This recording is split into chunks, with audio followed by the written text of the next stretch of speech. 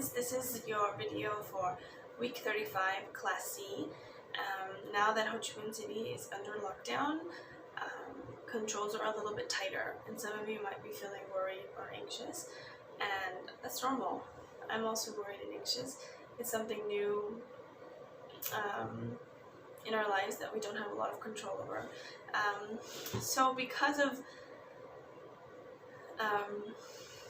the new situation, I've decided that we're going to move forward in our caring and empathetic online digital classroom to have a journal throughout this time that we are under lockdown and potentially even longer. So it's not just a coronavirus journal, but it is related, of course, to coronavirus and what's happening now. So all students are going to keep a journal. You're going to record events that happen. It could be your day-to-day fears and feelings. You could interview family members or friends on Skype, not in person. And basically you're going to create a tangible, a touchable primary source of your own history. This is something new that's happening in the world, and documenting what's happening, I think, is it's going to be important for the future. And so this journal will be something that you can write anything in, but I am going to task you with a specific task per day, and that is gratitude. So you might be thinking, oh, why does Ms. Hill want us to write a gratitude journal along with our coronavirus notes? One, I think that if somebody were to ask you what you're grateful for at the present moment, would you have an answer ready to go?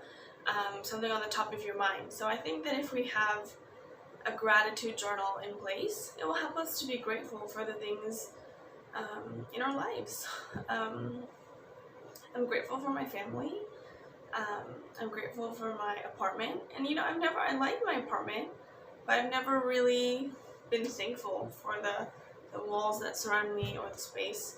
And I think that there are a lot of small moments in my day that bring me joy, and my own personal life, writing in a gratitude journal, it's helped me to see that. Just the simple habit of reflecting on what we're grateful for, it can bring us more happiness and more gratitude, actually, and just a more contented life, even though our lives are different.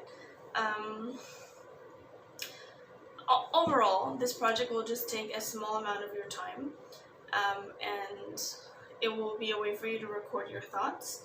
It can be very cathartic. It can be really great about reducing anxiety to write down what's happening in your life. It's also personal. I will just check that you've done it, unless you want me to read it, which then I really do want to read it.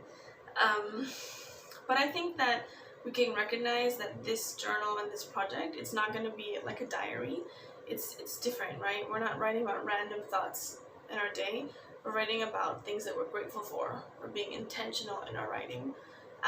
And this project needs to be done in English. I do expect you to write about 50 words a day. And I'd also like you to highlight the part that talks about gratitude. Later on, I'm going to either ask you to photograph the pages with the dates, so make sure that the dates in the journal, you can draw a line if it's on one page to indicate the next day. But this is something that I do want to check, and I believe has a lot of value, and I want you to be graded for it, because it's a valuable tool for us now. English-wise, academically, but also for our personal lives. Writing is a beautiful way to send a message.